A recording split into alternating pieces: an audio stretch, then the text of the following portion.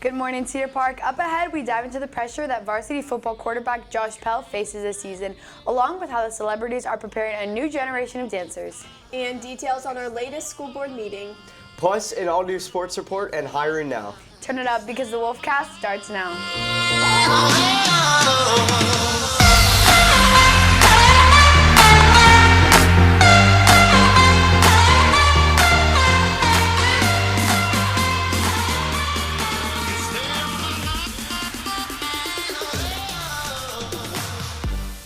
Good morning, Cedar Park High School. I'm Abby Martinez, joined by Jack Polishik and Katie Whitmarsh. From competing at the football state championship his junior year to stepping up to QB1 this season, Josh Pell has taken on this natural leadership position with ease by showing immense progress on this year's varsity team. Reporter Jana Lipkin has more. This year's football season is in full swing, and there have been highs and lows already. From the last-second win over at Georgetown to our loss to Hendrickson on Friday, but quarterback Josh Pell is in it for the long haul. Despite many challenges such as a new coaching staff and new systems in place, as well as coming back to in-person school, Josh feels very prepared with everything they've done so far in preparation for the season with the summer and fall conditioning camps as well as in practice. His coaches appreciate his enthusiasm for this year and consistent dedication to continue to grow the team as a unit. Although he is always exceeding his new coach's high expectations, in his senior year back on campus, there have also been some demanding tasks off the field. It's definitely been challenging, especially with the college application and stuff, finding time for that while balancing football and school. It's been a challenge, especially from going from COVID and everything online, and then now getting back into the full swing of things. It's took a little adjusting, but I'd rather have it like this. So.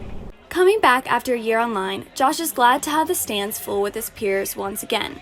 It's important to him and his teammates to set a good example for the many young, aspiring football players watching. According to the football staff, the team is getting better every day. They are always super energetic and holding each other accountable. Josh especially is constantly encouraging his teammates to get better, to speed up their efforts in getting lined up and being more successful in executing their plays. Assistant football coach Royce Rodriguez, who works closely with Josh, spoke on what he's seen of Josh's efforts. I'd say to be the best. Every day he walks in, he always wants to watch film. He always wants extra time with film, or he always wants to be perfect in everything he does. So I'd say his biggest motivation is just to be the best at what he does and his role for this team. With their slogan being "Why Not Us?", the team is determined to make a statement this year to prove doubters wrong. The graduation of last year's senior class has left some big shoes to fill for varsity, which may prove to be a challenge with last year's limitations, but Josh and his teammates believe they are up to the task. Their eyes on the prize of making it to this year's playoffs. Biggest challenge so far is the changeover and the coaches for the players getting used to new coaches, new system, and then at the same time the guys that are coming up filling in the roles of the guys from last year and basically filling their roles on Friday nights with limited experience. Thanks, Jana. Don't forget to continue to come out to Friday night games, showing your support for this year's varsity team. Holding pom-poms in one hand and guiding their mini-me with the other, our very own celebrity dance team got to experience a football game through the eyes of a little kid last Friday. The Future Dancers Friday Night Lights event gave kids kindergarten through 6th graders the opportunity to see what performing at Gupton Stadium is really like. Before the main attraction, our varsity dancers played games with and got to know their little counterparts. Team captain Katie Kim and her buddy Avery Pierce let us know their favorite parts about the experience. My favorite part is when we got to spend some time with them. We did a little clinic with them this past weekend, and we got to dance with them, and it was really fun to talk to them and just get to know them. It was very awesome because it was my first time being on the field. The team hopes that this event fosters interest in the dance program for years to come. The LASD school board will be appointing a member to replace Jim McKay, who resigned earlier this month. The board considered holding a special election, but trustees opted to fill in the seat through an appointment because of the cost and desire to complete a 7-member board. Holding a May 2022 election would cost between $100,000 and $200,000. Our next school board meeting will be this Thursday, October 7th. Now we throw it over to reporter Maddie Cooper with your top 3 things here today.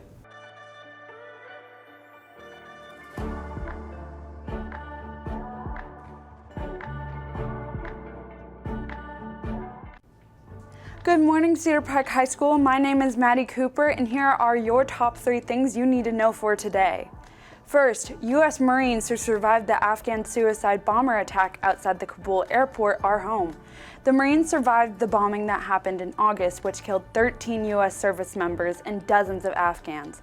The Patriot Guard Riders, a motorcycle escort, accompanied the survivors for the final 50 miles to show support. Next, an armed customer in Port Arthur, Texas intervened with a robbery taking place in Church's Chicken fast food restaurant. A shootout ensued and both participants were struck. The robbers fled the crime scene and one was declared dead at a nearby hospital. Finally, weekend 1 of ACL is officially in the books. Performers from this weekend included Miley Cyrus, Megan Thee Stallion, and George Strait. An estimated 65,000 people attended each day.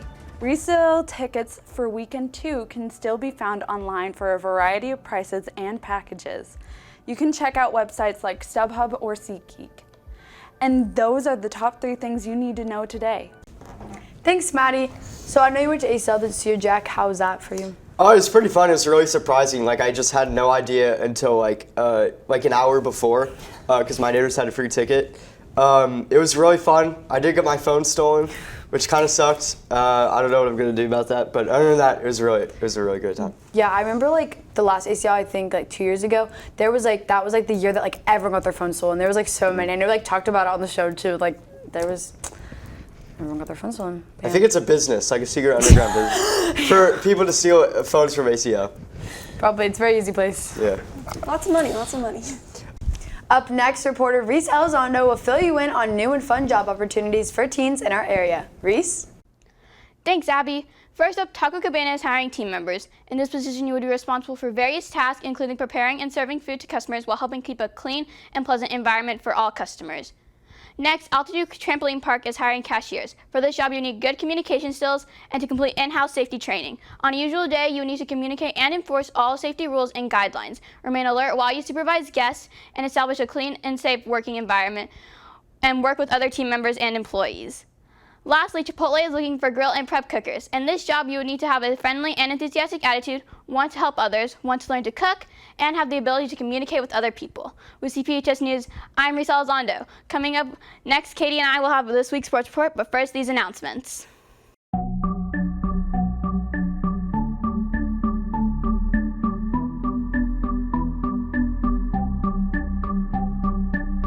Hi, I'm Grace, and you're watching the Wolfcast.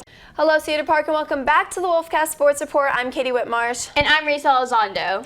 Our volleyball team wrapped up their first round of district on Friday with the win against Eastview. The Lady T-Wolves ended in a clean sweep of 3-0. Special shout out to junior Dylan Gilkey for earning her 2,000th career assist. Amazing job. That's right. You can catch our volleyball team back in action tomorrow against Georgetown here at home starting at 6:30. We'll see you there. And over to football. The Black Rain suffered a hard loss against Hendricksburg 21-16. But keep your heads up, T-Wolves, because we will be back under the lights this Thursday. Our next game will be an away game against Anderson starting at 7. That's all we have for you today. With CPHS News, I'm Katie Whitmarsh. And I'm Reese Elizondo. Join us tomorrow for the return of Hungry Hungry Houston and Live Witness News, plus a DECA and Psychology Club promo. Thanks for taking time to join us this morning. With CPHS News, I'm Jack Polishuk. And I'm Abby Martinez. Remember to make it a great day or not, the choice is yours.